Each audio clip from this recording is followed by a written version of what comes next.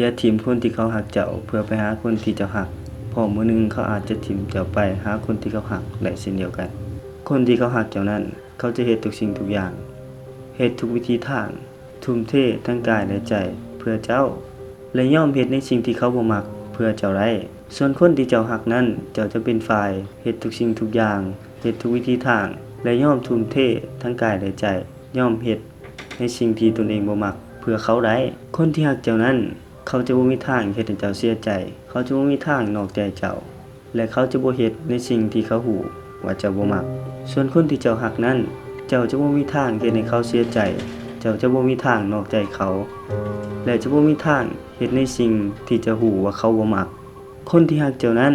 เขาจะเห็นความสำคัญในตัวเจ้าเขาจะเห็นคุณค่าในตัวเจ้าเขาจะใส่ใจเจ้าและให้ความรักที่แท้จริงกับเจ้าส่วนคนที่เจ้ารักนั้นเจ้าจะเป็นผู้ที่ให้ความสำคัญกับเขาเจ้าจะเป็นผู้ที่ให้คุณค่าและเห็นคุณค่าในตัวของเขาเป็นผู้ที่คอยเอาใจใส่เขาและให้ความรักที่แท้จริงกับเขาคนที่รักเจ้านั้นเขาพร้อมที่จะดูแลเบิ่งแย่งเจ้าเขาพร้อมที่จะใส่ชีวิตอยู่ร่วมกับเจ้าไปจนฮอดมื้อสุดท้ายของชีวิตแต่ตรงกันข้ามกับคนที่เจ้ารักนั้นเจ้าจะเป็นผู้ที่พร้อมที่จะดูแลเบิ่งแย่งเขาเจ้าจะเป็นผู้ที่พร้อมใช้ชีวิตอยู่ร่วมกับเขาจนฮอดมื้อสุดท้ายของชีวิตแต่ทั้งนี้ทั้งนั้นเจ้าบ่สามารถรู้ได้เลยว่าบุคคลที่เจ้ารักนั้นเขาพร้อมที่จะดูแลเบิ่งแย่งเจ้าหรือบ่เขารักเจ้าคือดังที่เจ้ารักเขาหรือบ่เขาพร้อมที่จะใช้ชีวิตอยู่ร่วมกับเจ้าไปจนฮอดมื้อสุดท้ายหรือบ่แต่สิ่งที่เจ้าสามารถรู้ได้คือคนที่เขารักเจ้านั้นเขาพร้อมที่จะดูแลเบิ่งแย่งเจ้าเขาพร้อมที่จะให้ความรักอันแท้จริงกับเจ้าเขาพร้อมที่จะใช้ชีวิตอยู่ร่วมกับเจ้าไปจนฮอดมื้อสุดท้ายของชีวิตถ้าเจ้าเลือกที่จะย่างออกจากบุคคลที่รักเจ้าไปเลือกที่จะปล่อยมือเขาไป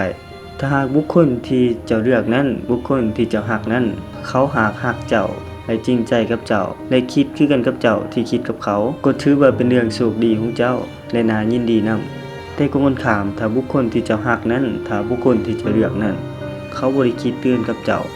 เขาบ่ได้รักเจ้าอย่างแท้จริงนั่นก็หมายความว่าเจ้ากำลังเลือกผิดทางแต่ถ้าเจ้าบอกว่าเจ้ายินดีที่จะเฮ็ดเพื่อคนที่เจ้ารักเจ้ายินดีพร้อมที่จะทุ่มเททุกอย่างเพื่อคนที่เจ้ารักถึงเขาจะบ่เห็นคุณค่าในตัวเจ้าและทิ่มจะไปก็ตามนั่นก็หมายความว่าเจ้าได้เฮ็ดตามที่เจ้าต้องการแล้วแต่เมื่อใดที่เจ้าบ่ได้คิดคือแนวนั้นแต่เมื่อใดที่เจ้าคิดว่าเจ้าต้องการความรักจากบุคคลที่เจ้าทุ่มเทให้จากบุคคลที่เจ้ารัก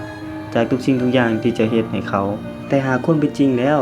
มันบ่เป็นคือเรื่องที่เจ้าคิดเอาไว้มันบ่เป็นคือเรื่องที่เจ้าใฝ่ฝันเอาไว้คนที่เคยบอกรักเจ้าคนที่เคยบอกว่าจะบ่ทิ่มจะไปไสบุคคลที่เจ้าเคยทุ่มเททุกสิ่งทุกอย่างเพื่อเขามื้อนี้เขาบ่ได้คือเก่าแล้วมื้อนี้เขาเปลี่ยนไปแล้วเนื่องจากเขาบ่ได้รักเจ้าอย่างแท้จริงเขาเพียงต้องการผลประโยชน์จากเจ้าเขาเพียงต้องการบางสิ่งบางอย่างจากเจ้าแต่สิ่งเดียวที่เขาบ่ได้ต้องการจากเจ้านั่นก็คือความรักที่เจ้ามีให้เขานั่นก็หมายความว่าสิ่งที่เจ้าเฮ็ดทุกสิ่งทุกอย่างทุ่มเททุกสิ่งทุกอย่างไปให้เขานั้นมันเสียไปล่ะมันบ่มีความหมายหยังเลยเนื่องจากบุคคลที่เจ้ารักนั้น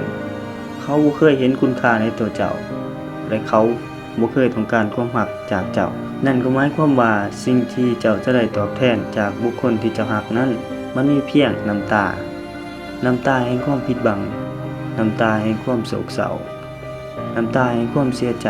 น้ำตาแห่งความรักที่เจ้ามีให้เขาและน้ำตาแห่งทุกสิ่งทุกอย่างที่เจ้าทุ่มเทให้เขาไป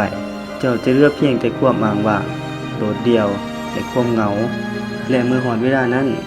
ถ้าเจ้าคิดอยากกลับมาหาคนที่รักเจ้ามันอาจสายเกินไปแล้วดังนั้นก่อนที่เจ้าจะตัดสินใจเลือกทางใดทางหนึ่งก็อยากให้เจ้าลองคิดพิจารณาเบิ่งให้ดีๆเสียก่อน